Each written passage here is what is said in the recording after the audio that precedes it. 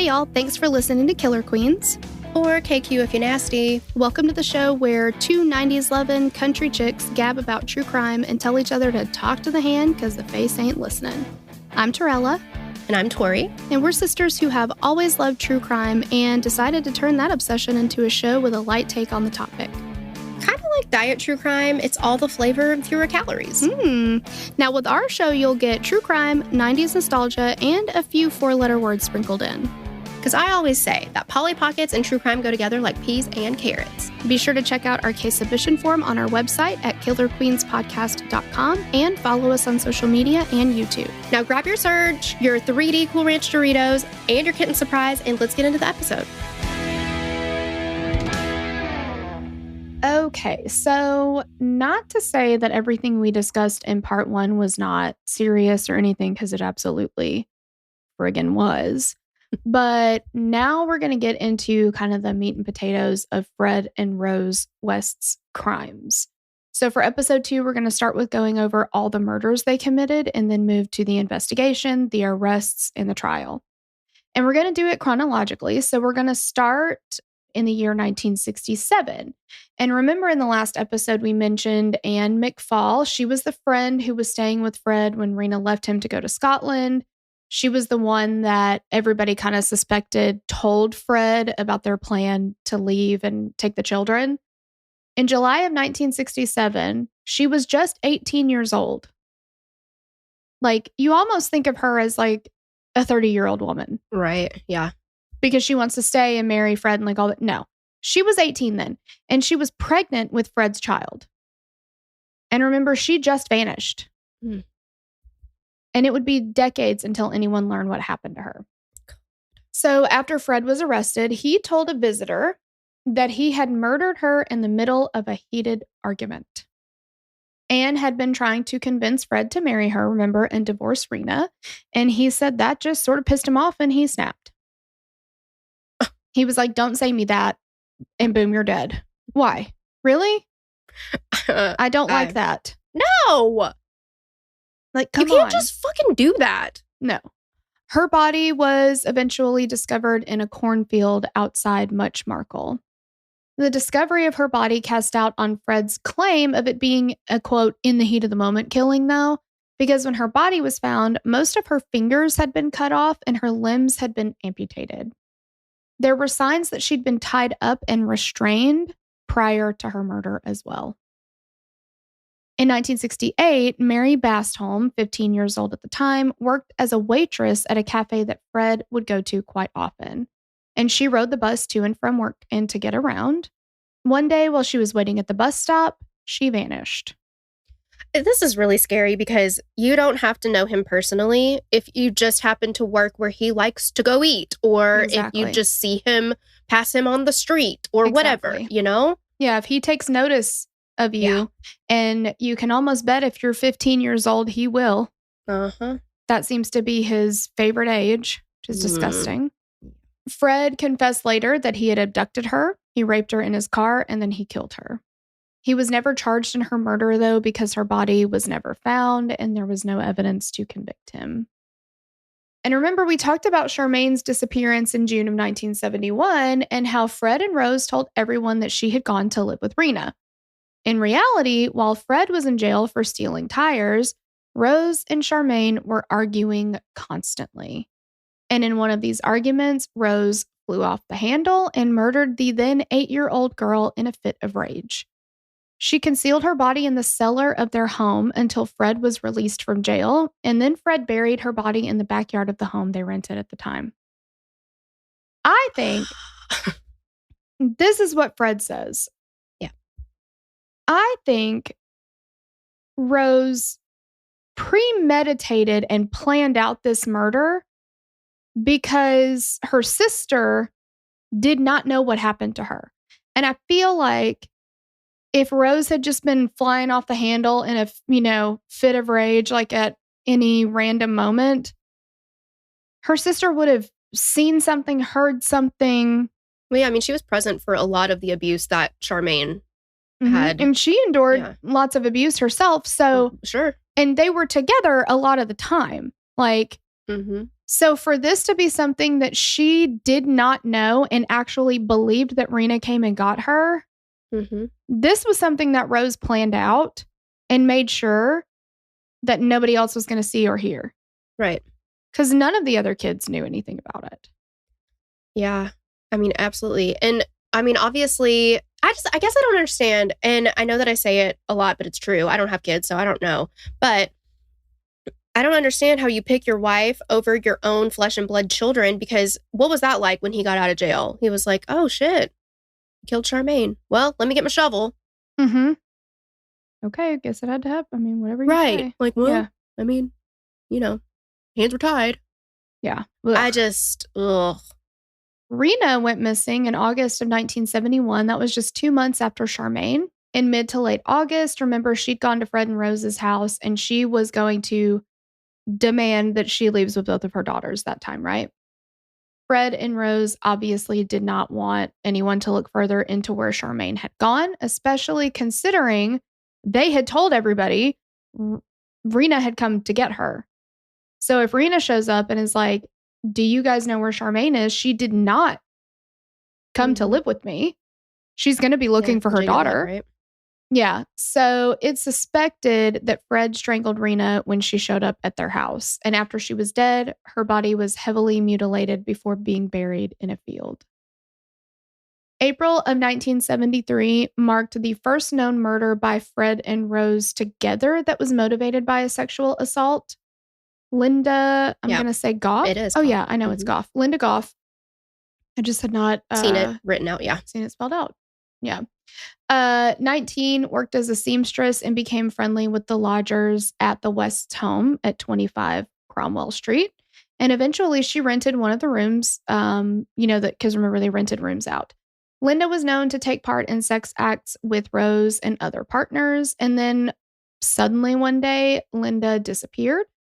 Now, after she disappeared, Linda's mom showed up at 25 Cromwell to check on her. She's trying to figure out, hey, where's Linda? What's up with Linda? Rose answers the door and she's like, oh, you didn't know this? Linda moved. She moved to Weston, which was a seaside town by the Bristol Canal. They're talking though, and Linda's mom notices that Rose is wearing some of Linda's clothes and slippers. Like, she sees it. And she also saw some of Linda's clothes hanging on the clothesline outside when she left. After their arrest, Linda's body was discovered buried in what used to be a garage, which was later renovated into a bathroom. In November of 1973, Carol Cooper, known as Kaz, 15, was last seen by her boyfriend as she boarded a bus to go to her grandmother's house. Years before, Carol had been placed into the care of the state, and when she disappeared, she was staying at the Pine Children's Home and had been given permission to spend the weekend with her grandmother. So after she went missing, the police searched for her, but they were never able to find her. Later, Fred would refer to her as, quote, Scar Hand, because of a scar she had after an accident involving fireworks. Her body was found in their cellar. Her skull was bound with surgical tape, and she had been dismembered. Her limbs had been tied together with cord and cloth. Obviously, he had, and Rose too, had no respect, no, I don't know, anything for human life, right? Like, no appreciation, no nothing. Right. And that's not surprising to me, but at all. But to not even, to reduce her to Scar Hand, can't even learn her fucking name. Exactly. It's just disgusting. I don't know, whatever. Exactly. The fuck her name is. Yeah. Just, we know you think people are garbage, but. Yeah. Really shows it. Yeah. It's just terrible. Lucy Partington was a 21-year-old, quote, clever and much liked woman who attended Exeter University. She'd been away for school but returned home for the holidays, and in town, she was waiting for a bus to come when she was abducted. It's sometime around Christmas, you'll see different dates reported. It's suspected that she was held captive for a few days to a week before she was killed and dismembered. And that's because on January 3rd, Fred went to the emergency room with a serious cut on one of his hands. After his arrest, police theorized that he cut himself while dismembering Lucy. Ugh. And her body was also discovered in the cellar of the Cromwell Street home. In April of 1974, Therese Siegenthaler was 21 and attending London College. At 16, she left school but continued her education on her own, studying to get a diploma in secretarial studies. She was described as petite with blondish, quote, mousy hair. On the weekends, she worked at a ballet shoe shop, and she had a plan to go to Ireland around Easter. To get there, she was going to hitchhike, but she never made it. When her family stopped hearing from her, they reported her missing to Scotland Yard, the police headquarters for London. Fred mistook her Swiss accent for a Dutch one and referred to her as the, quote, Dutch girl or, quote, tulip when talking to her. Her body was found in the cellar as well, though Fred had tried to conceal it by constructing a fake fireplace on top of it. Born in Birmingham, Shirley Hubbard was described as pretty, spirited, and vulnerable. When she was just 2 years old, her parents separated and she was placed into care. In November of 1974, Shirley was enrolled in a work experience program in a department store, and she left work and was going home, but she never made it. She was reported missing, but no clues were ever discovered about her disappearance.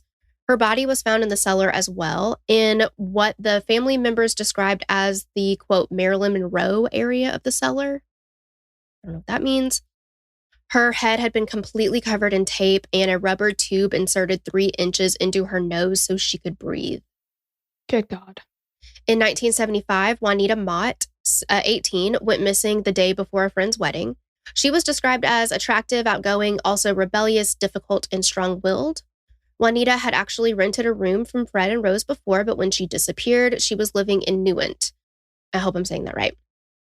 She was hitchhiking to Gloucester when she was abducted, and her family contacted the Missing Persons Bureau and contacted the media, but no traces of her were found until her body was found in the Cromwell Street cellar. Shirley Robinson was a lodger who rented a room from the Wests in 1978. She was bisexual and engaged in sex with both Fred and Rose, and it was suggested by the prosecution that Shirley saw herself as a replacement for Rose. She was carrying Fred's baby when she disappeared in May of 1978. Fred had plans to sell the child to a couple who were unable to have children of their own and actually had professional photographs taken of Shirley to help with the transaction. Yeah. Mm-hmm. Okay. You know, this is a really, really disturbing case when that bit isn't even the most shocking part. You know what I mean? Like, it's like, you're kind of like, okay, that tracks. Yeah. All right. I'm not surprised by that. Mm-hmm. It's theorized that Rose got sick of everything and told Fred that Shirley had to go, and her body and the unborn child were found buried in the backyard of the West's home. Allison Chambers, who went by Allie, was 16 years old when she disappeared.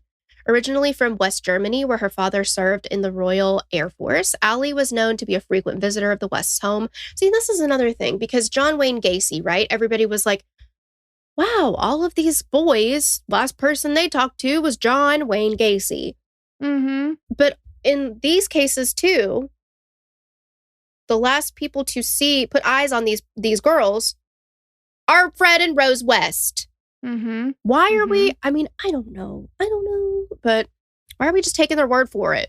Yeah, and they're purposefully picking people that are vulnerable, that maybe are on the outs with their family members. And so if somebody comes around asking, they can say, well, I mean, yeah, she was here for a little while, but she kind of up and did her own thing. And they're like, well, I don't know. I mean, she kind of, maybe she did, I don't know. Like, I don't get why the police are not putting it together, but I know some of the people were not actually reported as missing. Right.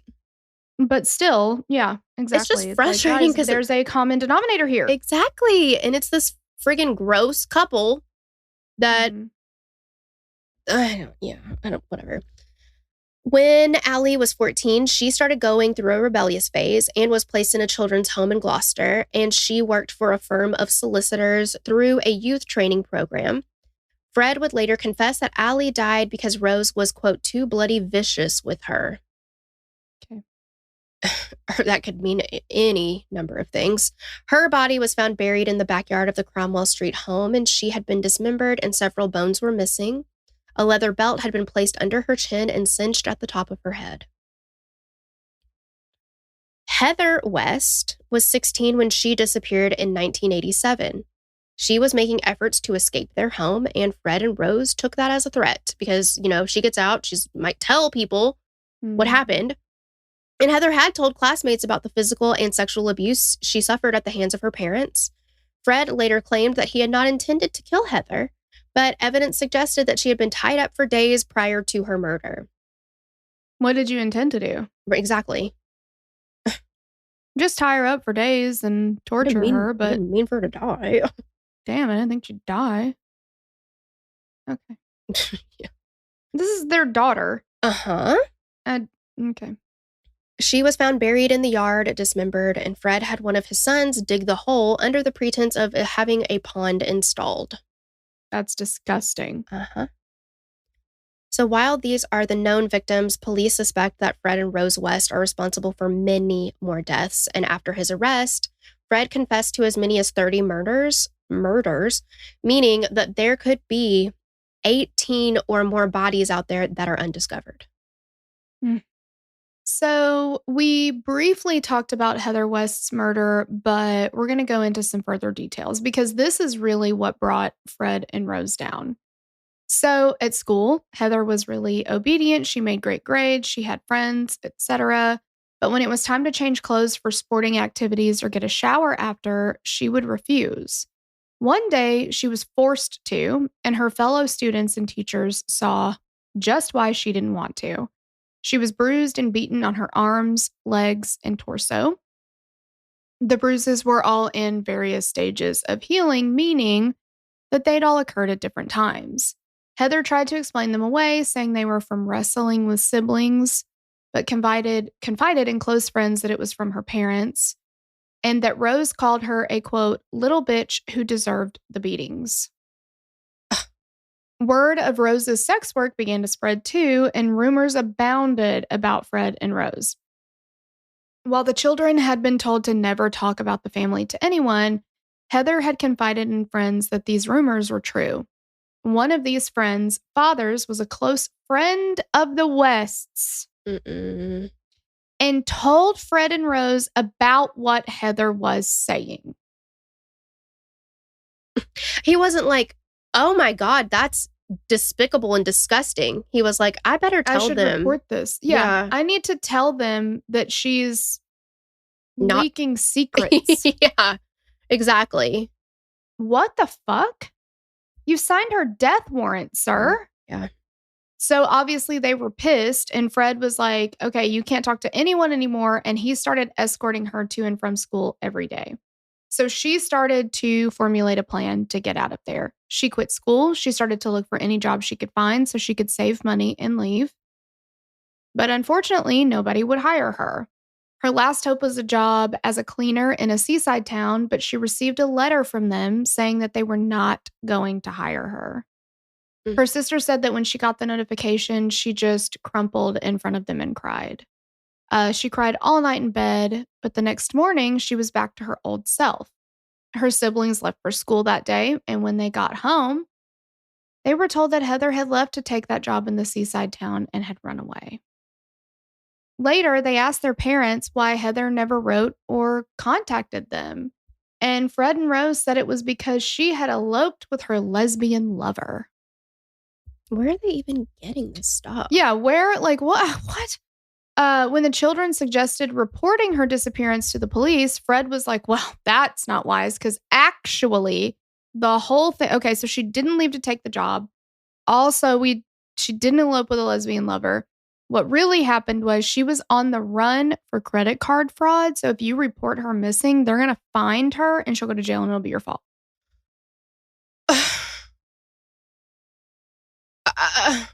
What?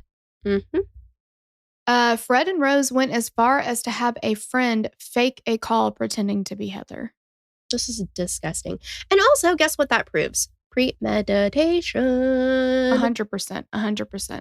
But guess what? It doesn't stop there with the disgusting. After Heather went missing, Fred would sometimes, quote, just playfully tease the kids, just like as a goof. It's just we're all laughing here. Yeah. Saying they might, quote, end up under the patio like Heather if they acted up or spilled the beans about what was going on at home. Oh my God. That's a threat. That's a threat. I can't. The amount of therapy these poor children would need. Yeah. The trauma. Good God. Rose was fully participating in the cover-up of this, so Fred eventually built a barbecue pit right across from where Heather was buried, and he even put a pine table on her grave for the family's youngsters to chill on during West family get-togethers in the backyard. That is... These poor children, again, like you said, the amount of therapy. When they find out that the table they used to sit at barbecues was on top of their sister's grave. Yeah.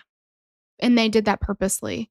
Well, because they got some sort of satisfaction out of seeing the kids over her grave. That's what I was going to say. Obviously, this was for their gratification in some disgusting kind of way. Yeah. Yeah. Oh. In May of 1992, Fred asked his daughter Louise, who was 13, to bring some bottles down to a room on the first floor of their home. And then her siblings heard her scream, "No, don't." Later, Fred returned to the room they were in, and Louise was found crying in pain, saying that Fred had raped and sodomized her. When Rose got home and Louise told her, Rose said, "You were asking for it." You were asking for it? Your mother said this about you when you're telling her that your father... Your father. Uh-huh. Oh my gosh. For the next few weeks, Louise was raped at least 3 more times by Fred, one of which he recorded. Jeez. Oh my God. It's just like, it just keeps getting worse and worse and worse and worse and worse. Absolutely. Louise ended up confiding in a friend what had happened, and that friend's mom, thank goodness, called the police and reported this anonymously. In August of 1992, the police searched the West home for the tape that Fred had made, but they were not able to find it. Louise detailed everything that happened in a statement, saying that the abuse began when she was 11. She told them that Rose knew about it and did nothing. The following day, all the children were placed in foster care and given physical exams, which showed the results of the physical abuse that they had suffered. And they also told the police about the, quote, jokes of being buried under the patio like Heather. So, it is absolutely insane to me that it takes until 1992 for Fred to be charged with any type of sexual abuse. I mean, other than with his sister, which went away, right? Right. But he ends up being charged with 3 counts of rape and 1 count of buggery, which is actually like comparable to sodomy, essentially. Rose was charged as an accomplice and with child cruelty, inciting Fred to have sex with Louise, and with obstructing the police. They questioned Fred and Rose about Heather's whereabouts. Fred said, "She's alive and well. She's supporting herself with sex work." Don't ask me how I know that. Right. But I do. Confirm it or have her contact you, but... Right. Rose initially said, "I don't know where she is. I have no idea where she is." And then she was like, actually, I do know where she is. Heather left. I had asked her to. I did not want the children to find out that she was a lesbian, because good God, how gross. Which is very interesting to me, just because Rose was openly engaged in sex work inside their home with men and women, including her own father. Yeah. Oh, yeah. But we have to hide from the kids that Heather is a lesbian, because that would be damaging to them to find out. Like, right. What? I don't. Okay, Rose is like, whatever. Do as I say, not as I do. Big time. Yeah.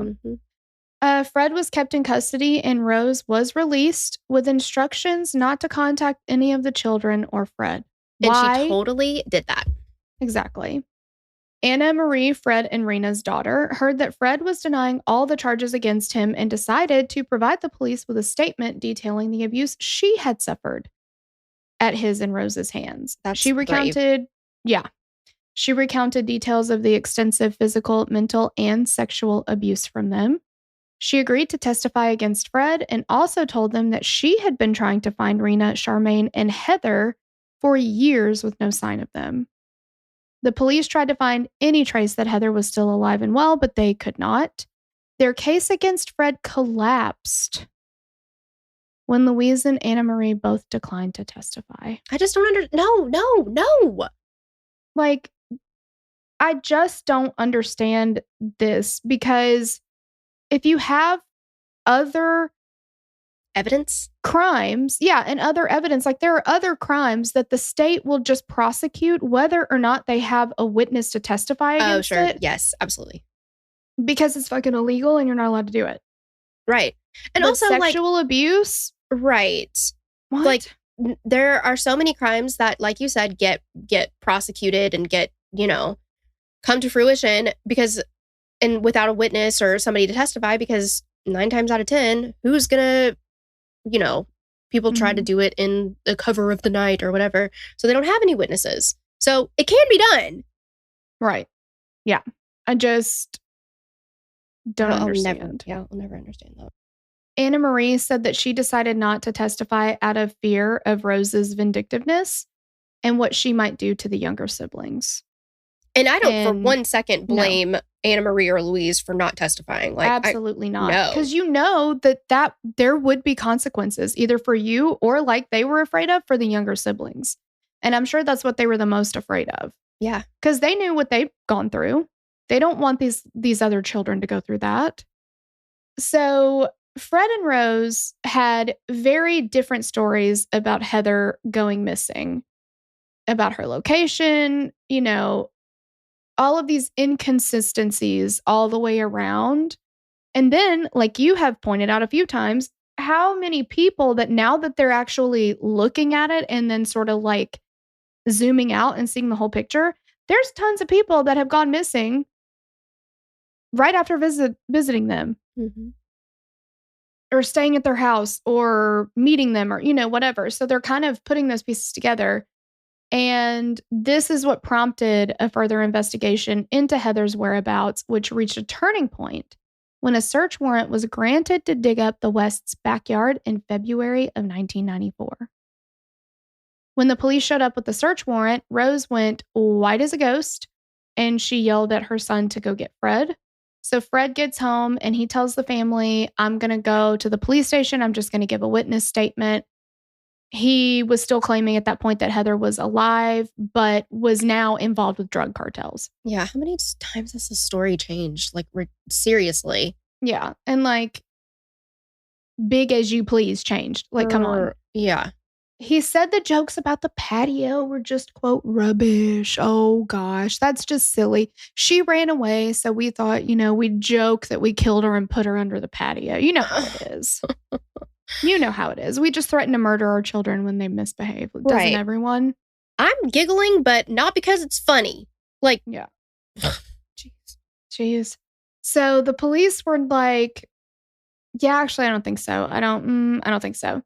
So Fred changed tactics, saying that the police were just holding a grudge and they were on a witch hunt because their first case fell apart. So now they're just like, they're going to go after anything. I don't think they're super just hard up for you, Fred. Like, I know, it's like, you're so vain, you probably think this investigation is about you. Exactly. Later that afternoon, the team who was excavating the yard left, leaving just a uniformed guard at the house. The children saw Rose and Fred speaking in hushed tones, repeatedly looking over the backyard from the kitchen window. The next day, their son Stephen was going to work. Fred stopped him and told him that he'd done something bad. He told him to take care of the family and sell the house for as much money as he could. Not long after, the police arrived to continue the search. And Fred told them, you know what? I killed Heather. Well, that was an about face. Yeah. He was arrested. He confessed to strangling Heather in a fit of rage and dismembered her, of course. Mm-hmm. And then he said, it was all me. Rose had nothing to do with it. She had no idea about it. He led them to the area of the yard where Heather was buried, since they had been digging in the wrong spot. A body was discovered and dental records identified it as Heather. See, this is, so many things about Fred and Rose piss me the fuck right off. But for him to distance himself so much from all of these murders that he has committed, and Rose, but he's like, it was just an accident. Like, I just went, saw red and it wasn't intentional. I just fucking, just lost it. Mm-hmm. Exactly. No, you didn't. Yeah. Come on. So when they were digging up Heather's body, they found a third thigh bone in a section that Fred had told them they didn't need to worry about. Which, thank goodness, they were like, okay, that's tell me I need to worry about it without telling me I need to worry about it. Exactly. Like, when they questioned him further about it, he confessed that there were 2 more bodies buried and told them where they were. And this prompted an authorization to search the entire premises. After being questioned for hours and hours, Fred passed a note through his lawyer to the lead investigator, and it read, quote, I, Frederick West, authorize my solicitor, Howard Ogden, to advise Superintendent Bennett that I wish to admit a further approximately 9 killings. Approximately. I don't like that. Give or take. Yeah. Expressly, Charmaine, Rena, Linda Goff, and others to be identified. Best F. West. Fred confessed that there were bodies buried in the cellar, and they were all killed because he had sex with them, and then they all threatened to tell Rose about his infidelity. With each body, there was extensive mutilation and evidence that they had sustained intense sexual abuse. Each set of remains was missing numerous bones, particularly the fingers, and when questioned, Fred refused to divulge the whereabouts of the bones missing from each set of remains or the reason for their absence. That's also really frustrating that he gives them just a little bit of information. It's like, why not just give it? You're done for. Just say everything. Come on. Yeah. And I guess like it was such a weird thing. Like they're out there looking and then Fred's like, oh shit, I'm just going to tell him I murdered Heather. Right. And I guess it was so that they wouldn't find the other bodies, so that they would think just Heather was there. Yeah. But then when they found the third thigh bone. Yeah. And I'm sure Fred was like, Heather had 3 thighs. Yeah. It fell out of her hair that way. And that didn't work. And then he was like, oh, shit. Fuck. Now I gotta, like, it just sort of fell apart. But guys, that's what happens when you bury too many bodies in your backyard and you don't remember where each one is buried. Right. Classic problem of too many bodies in the backyard. Well, yeah. How many times have I gone through that and been like, shit, that was one too many. One too many. Yep. Yeah. Oof. Rookie mistake. While Fred insisted, you know what, Rose had nothing to do with this. Don't even look at her. Everything is fine. The police were like, oh, yes, the fuck she did have something to do with it. So Rose was arrested in April of 1994, and she was held without bail and questioned further about the murders. In May, they were jointly charged with 5 counts of murder. After each charge was announced, Rose simply said, quote, I'm innocent. And Fred confessed to the murders of Rena, Charmaine, and told them he knew where Ann McFall's body was. He told them where the bodies were, and they were recovered in April and June. Fred was transferred to prison and put on a strict suicide watch in which his cell would be checked every 15 minutes.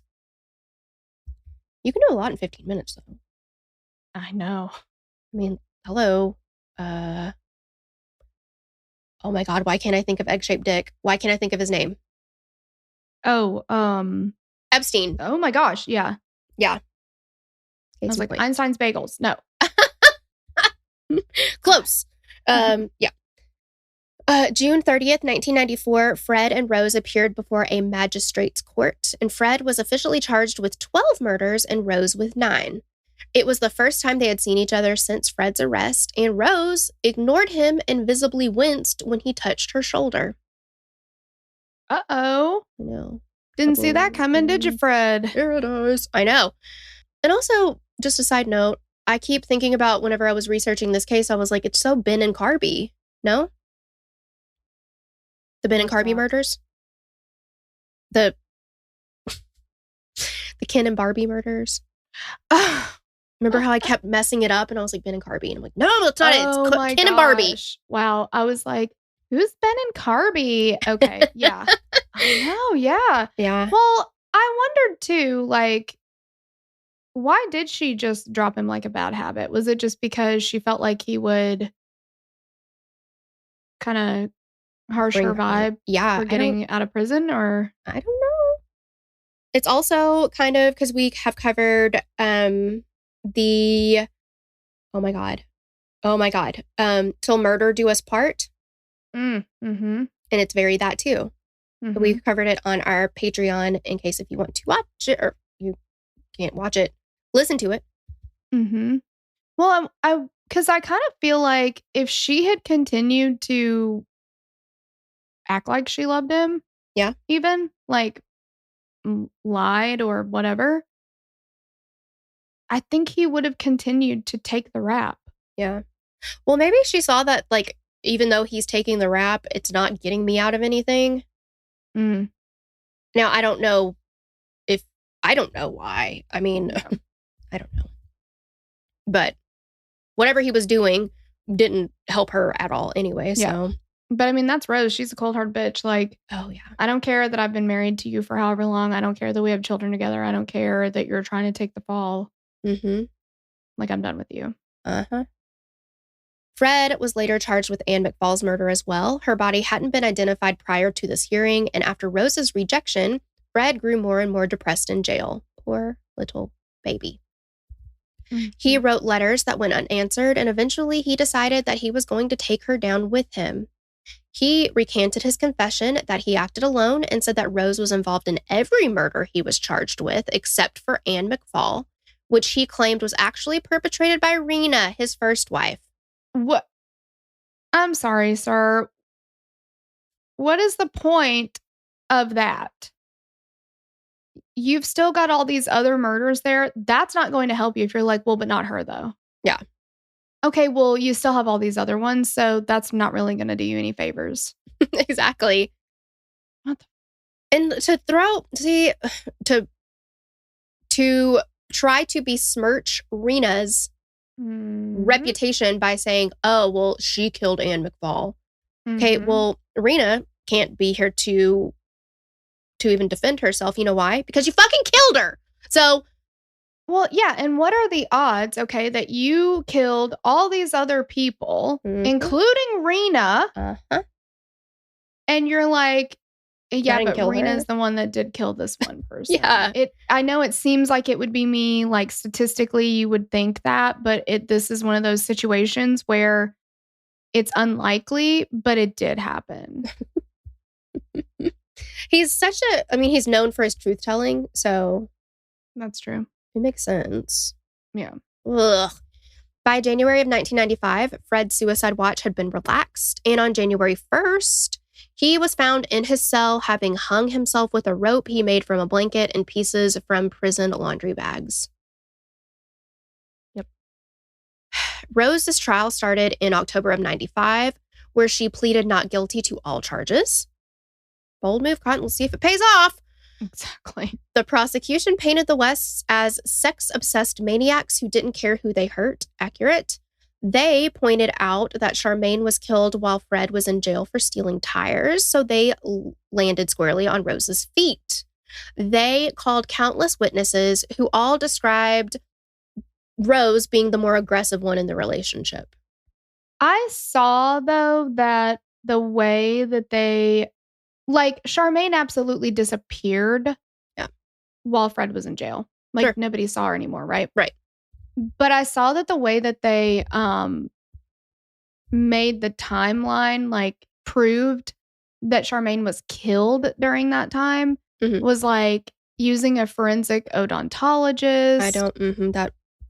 And they took a picture of Charmaine, the last known picture of Charmaine before she went missing. It was a family picture. The teeth and used their technology, their forensic dental technology, to superimpose the teeth onto this photo and then look at the change of like position in the teeth and then do some sort of like wizardry formulation to be like, well, if the teeth were this, different location, that would have taken X number of days, weeks, months, whatever.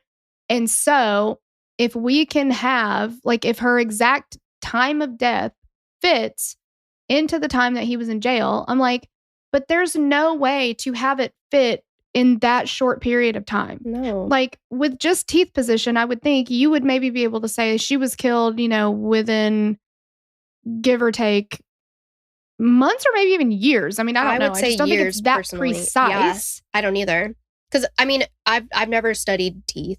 I don't know what that's like, but I don't think that my teeth have changed drastically from yesterday to today. Yeah.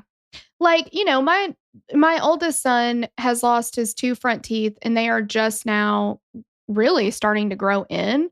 And like once they broke through, they're growing in pretty fast. It took them a really long time to break through. But like, so I understand, like, kids' teeth are changing. But really, like, I just don't, like, you're guessing at how quickly, because some kids, like, their teeth grow in faster. Some kids lose their teeth faster. Some of them take a really long time. Like, yeah. Well, and I mean, I think that it's not a secret on this show that I can't trust forensic odontology as far as I can throw Michael West. I mean, did Rose kill Charmaine? Fuck yeah. Fuck yeah, 100%. She killed her. But yeah. I mean, it's just, I don't know. I'm like, guys, that's not precise. No, right. I'm sorry. No. Exactly. So the prosecution called Caroline Owens, who testified about the assault she suffered at the hands of Fred and Rose when she was just 17 in 1972. She worked as a nanny for the children, but after Fred and Rose constantly tried to get her to have sex with them, she told them that she was leaving. Like, quit being awful. Like stop it. Yeah, y'all are fucking weird. Yeah. Yucky. They concocted a plan to abduct her, and Rose sat with her in the back seat and began to touch her, and when Owens resisted, Fred stopped the car and punched her until she was unconscious. Then they tied her up and spent the next hours sexually assaulting her. She was able to escape after agreeing to be their nanny again when they let her free to do chores. Priorities. Wow. She told her mother what happened and went to the police, and Fred and Rose had been arrested for this, but Caroline decided that she couldn't face them in court, and they agreed to lesser charges. They paid a fine, and they got out. This is insane. Rose's defense was essentially that she and Fred led separate lives, and he was responsible for everything. She had no idea what he was doing. They called several women who had been attacked by a man from 1966 to 1975, and they all identified Fred as that man after seeing his photo after his arrest. Against counsel's advice, Rose testified on her own behalf. I live for when this happens. Please don't listen to your solicitor or lawyer. You go ahead, girl. You get on the stand. Yep. She talked about herself as a victim of child abuse and rape, and sure, that is true, but she said that she married a violent, domineering man who kept her under his thumb, and she joked about always being pregnant. Again, maybe the pregnancy thing, because she had 8 kids. That's a lot of pregnancies. But she maybe met a violent, domineering man, but then you became the violent, domineering man. Well, and she also doesn't come off well on the stand. She is an aggressive person. Like, she didn't appear, and she's also much older at this point, but she didn't appear mousy, meek, like any of that now. She's really domineering in her own way. Yeah. And it just like, I mean, and I'm positive her solicitor knew this. and was like, it's not going to go well for you because you're you. Okay. Yeah. But good for you, girl. You go ahead. The defense used tape recordings of Fred's confession where he said that Rose knew nothing about the murders. And in a rebuttal to that, the prosecution called Janet Leach, who was the appropriate adult for Fred. And the appropriate adult in this case is an appropriate adult must be called by police whenever they detain or interview a child or vulnerable adult, and they must be present for a range of police processes, including interviews, intimate searches, and identification procedures. So Fred grew closer to Janet and confided in her as things went on, and she said that Fred told her about a pact that he and Rose made in which he agreed to take the fall for everything, and she testified that Rose played a major role in the abductions and murders. Which is very Ben and Carby. Yes. Yeah, like that is really what disarmed a lot of these girls that they abducted, because they would pull up to somebody who's waiting for the bus and be like, hey, do you need a ride? And if it was just Fred, people, these girls would probably be like, I don't really feel good about that. It's kind of creepy, like whatever. But here's little bitty mousy Rose. And she's like, hey, we just want to give you a ride. And these girls are like, well, there's a woman in the car too. Like that makes me feel safe. Right. Like she knew exactly what she was doing. She was there to disarm them. Yes, exactly. And she was on the hunt just as much as he was. After 7 weeks, the case was turned over to the jury. They came back with a unanimous guilty verdict, saying Rose's crimes were appalling and depraved. She was given life in prison, and the judge emphasized that she should never receive parole. It was later decided that she should spend at least 25 years before being able to apply for parole, but in 1997, a whole life tariff, which is formerly a whole life tariff, it's actually called a whole life order, is a court order whereby a prisoner who is being sentenced to life imprisonment is ordered to serve that sentence without the possibility of parole. So that was given to Rose again in 1997. And that's only the second time that it had been imposed on a woman in the UK in modern times.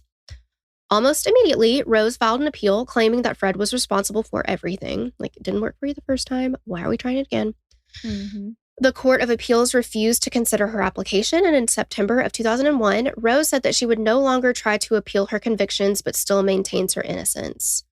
Rose has been transferred to various facilities over the years. In 2019, she was transferred to HM Prison Newhall, where she is serving her sentence and claims that she is innocent. And listen, guys, there is so much more to this case, like so much more, but we had to keep it kind of, highlights, bird's eye view of it, because we could literally talk about it for 17 and a half years probably. But there are tons of documentaries. There are tons of books written by various people involved in the case. And May and Stephen West wrote a book called Inside 25 Cromwell Street. And then Anna Marie, who goes by Anne now, wrote one, Out of the Shadows. So if you guys want to check those out, they are out there. Absolutely. And that is it, you guys. Yikes. But as always, let us know what you think in the comments or in one of our Facebook groups if you're involved in those. And we'll catch you on the next one. Love you. Bye. We'd love to hear your thoughts on this case. Connect with us on Instagram or Facebook to continue the conversation. Thanks for listening, and we will meet you back here next week. Bye. The theme song for the show is created and composed by Stephen Toby. You can find more of Stephen's work on SoundCloud. Our logo was created by Sloan Williams of Sophisticated Crayon. You can find more of her work on Etsy. Visit us at killerqueenspodcast.com for merch and other info about the show.